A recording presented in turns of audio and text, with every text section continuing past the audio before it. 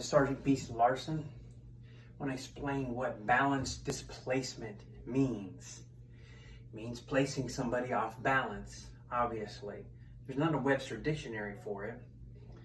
But under the pressure point control techniques, the PPCT manual, it means the one that has the most balance and leverage and control wins in the fight, absent punching and direct strikes. So what is balance displacement? We talked about transfer of energy and focus of energy. Transferring it, remember, lean against the wall, hands under the arms, focusing with your arm like this. Remember how we did that? Balance displacement, taking somebody off balance. I'm gonna cover a bunch of things really quick. So you're a law enforcement officer and you're talking to somebody. You wanna have your feet in a good stance, your interview position. You're taught like this, body bladed, strong side, your firearm side back. To get somebody off balance while you're talking to them and get ready to arrest them, for instance, you remember the old drunk thing, as your last field sobriety test, you tell them to put both feet together, arms straight out, lean back and look up, close your eyes. You're not going to get that test. You get them to do that, you ask that because you can walk up to them, let me stand over here, put a handcuff on, put it behind the back real quick in the hammer lock, it's called a hammer lock, and they're off balance. If they do happen to fall over, you can just bend over, grab their hands, put them together, handcuff them. But the purpose is to take them off balance.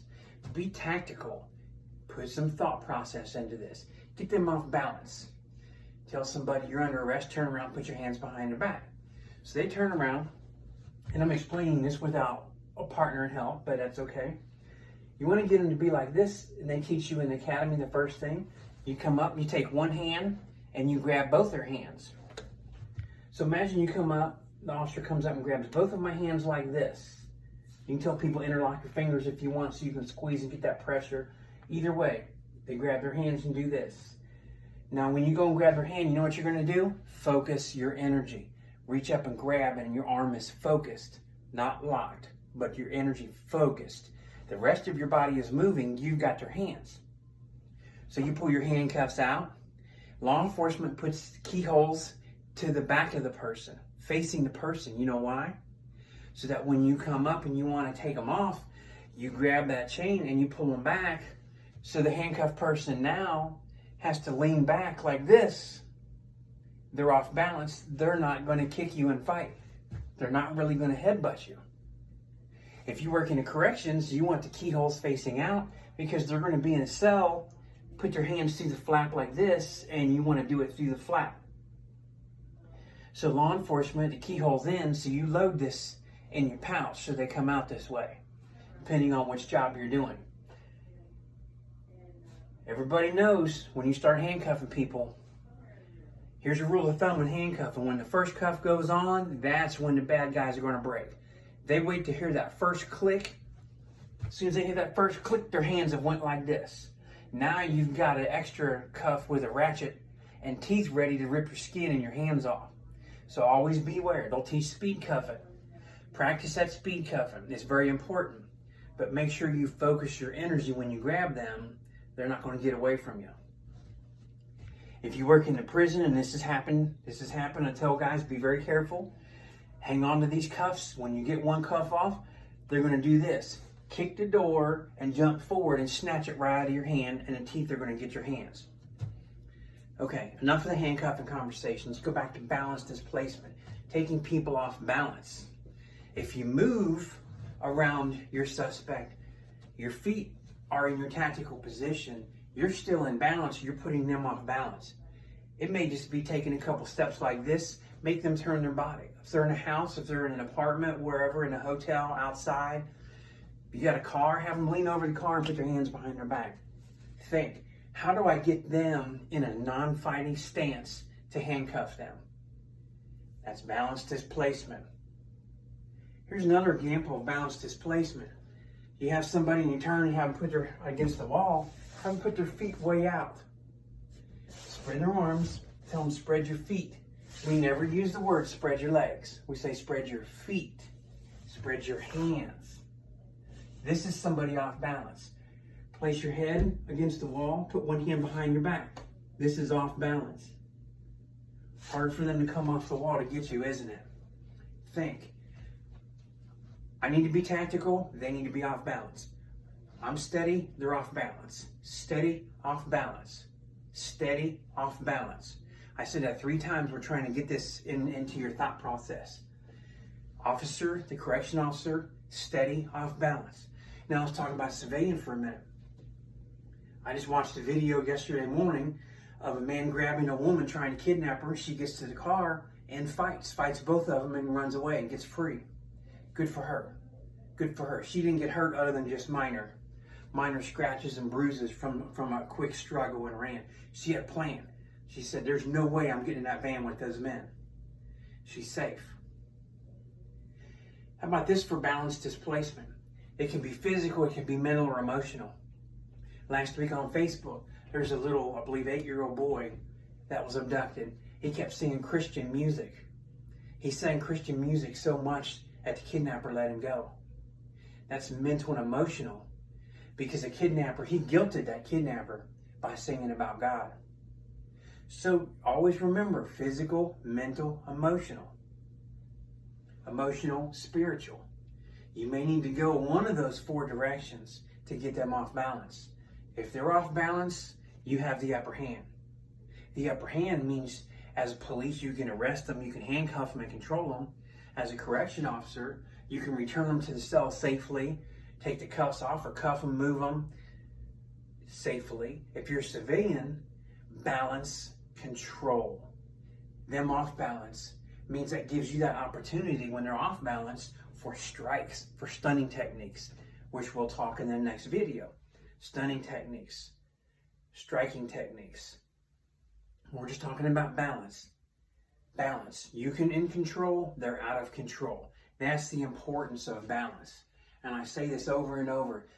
You have to be in control physically of your body, your feet, your stance, your focus of energy, your transfer of energy. All this is going to come together. And when we get to the stunning techniques and wall stuns, what that means, and striking, put all this together with the correct stance. And I go like this to hold my head. You know why? My head is leaned over. I'm pointing out the fact that I'm actually off balance the way that I'm standing. This is balance. My head's up straight. I'm looking and I'm aware of what's around me. Balance, displacement. Take them off balance. Sometimes it's even the fact, and this has happened, say, for instance, at a car accident in law enforcement. When you need people to move and they don't go move, they call it an escort position. You may come up and want to shake somebody's hand, and while you're shaking their hand, or you walk up and put your hand behind the elbow, excuse me, sir, ma'am, I need you to walk over here, and you're guiding them. Your hand's right here, and you walk and guide. Now, you're in control. They're off balance because they're walking. You're in balance because you're controlling their movement and yours. Take them off balance. Make them awkward. They want to square up and do something. Even if you go to throw a punch and they're leaning back, they're off balance. Throw a punch, there's a kick. You throw a punch, come in with a knee strike. You throw a punch and charge at them. If they're blocking and ducking and going like this, they're off balance. That's when you take advantage of them. Most of the times in a correction setting, you're putting people on a wall or on a fence. So they've got their feet spread, their hands up, and they're leaning back like this. I hold my hands up high enough you can see them. They're off balance. Keep them that way while you're talking. There's not a policy in a prison that says you cannot put somebody on a wall while you're having a discussion. What about a chair? I'm going to pull a chair over here. You're standing up in control, and somebody's sitting in a chair. They're not balanced. Very few people are skilled enough to jump from a chair and fight with you. They're going to have to stand up. My feet are flat. Look, I'm leaning. I'm coming up. I'm off balance. Now, if I put my feet staggered like a kicking position and I come up, I'm still awkward and off balance. Now, I'm going to throw a word in that comes behind balance, displacement. Balance / leverage. The higher you are compared to the suspect, the person you're arresting, the civilian, the person attacking you, whoever's higher has the position of leverage. Leverage is very important. If you can get them to be lower than you, that gives you the opportunity for upper body strength, your leg strength, to be holding and controlling them down. If you're higher, they're down. If they're in this position, all they have is their legs to come up. Maybe some back strength. You've got more up here. Then remember the focus of energy. Your hand turned down. You're holding somebody down and you're focusing your energy like this. You're focused. They're struggling to come up. So leverage is important. Taller officers will always have leverage. You're 6'4", 6'5", like my best friend Will down there at Hays State Prison. He always had the leverage over people. I'm 5'9". It's a big difference. He's almost 8 inches taller than me. I'm just more this way than he is, and he's more this way. So our tactics are going to be different. He's got long arms and long legs and reach that I don't have. I'm shorter and have to do things more closer to people, close in. Okay, so let me get this out. We talk about chair, also think about kneeling position for control. Have people kneel down, hands behind their head. Or if you need to take their feet out from underneath of them and put them down. Or in a prone position. I'm not going to lay down. I'll be out of sight of the camera. But think kneeling on the ground. Kneeling and prone. That puts you at advantage, them at a disadvantage. Remember, whoever has the most control and the most advantage and the most leverage is going to win this situation. Also, if you can knock somebody to the ground, get them to the ground and you're on your feet, you can turn and run to safety. So that's why for civilians, you stay up, they need to be lower, be closer to the ground, kneeling or on the ground. Or if they fall backwards, you can run and get away from them. When you're running, you're always yelling help. Call 911, help. Those are important words, help and 911. Now, police and corrections have radio. They get on the radio and hit a panic button or they make a call a code. Officer needs assistance code. Civilians, help and 911. Those are the words you say. So anything you can do to grab to get off balance. Maybe it's grabbing a wrist and turning it like this. Make them lean over. Grabbing the elbow, the arm. Remember the arm bar? You grab the wrist, focus your energy above the elbow. You start to lean those over like this. Balance displacement. They're off balance because they were standing up, and then you've just snatched their arm and put them in a leaning over position. Now this is awkward. So think as you're facing people. Lastly, let me explain reactionary gap. Reactionary gap, 4 to 6 feet for police, for corrections. That's the interview stance. That means nobody needs to be closer than 4 to 6 feet. Basically, reach your arm out, the tip of your finger, the tip of their finger needs to be this far away. From right where I'm standing, I'm 7 feet away from the camera. You can't tell it. I'm 7 feet away. It gives me a little bit more.